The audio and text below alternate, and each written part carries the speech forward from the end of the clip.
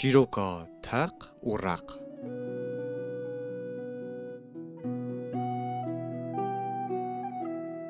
دما امتن جم هف وکا همو مروین لجیهانه امجی حال وزیعتن خوش هفته پرسن.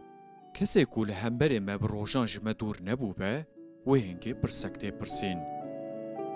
تو چوایی برسف جی اغلبی بویجا کل هرم آباتمان دیاربکر موش و سرحد تی بکار آنین تداین. تق و رق. گلو اف بیو بویجا تق و رق جکو هاتیه.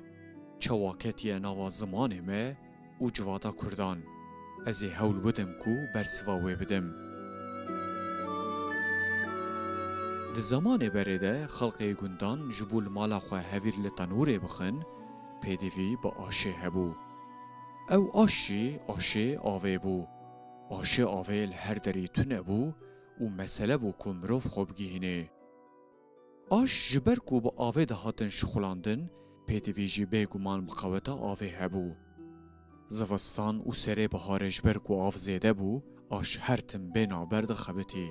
لی هاوین و سره پاییزه جبر تونبونا آوه آنجی زوابونا جمو کانیان آش هرتم هیدی دزوری. کسی چوبه آشه آوه صدی صد چقچقوکا آشه جی بهستیه. دنگه چقچقوکا آشه و سازیده کو مروف نممکنه لبر رازه. او دنگه بلند بلزبونا زفراندنا آشه را گرده به آنجی گمده به. ایجا امورن سر مسئله زلامک جبو گنم خوبکه آروان دکلکلا گرما هاوین دت آشه. سلاو ده آشوان حال و احوالی وید پرسه و داوی ده دبه کار و بار چوایه.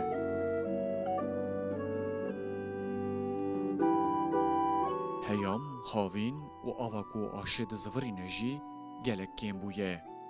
آشوان وک برسف ده بشکو تق و رقه یعنی روش نباش بجی نخرابه. یعنی آش دزوره. دنگی چقچقو که هندک بجی دبار بیده به. او روش او روژه دما یک حال و احوال بپرسه او برسفته داین. تق و رقه یعنی آش دزوره نباش بجی نخرابه.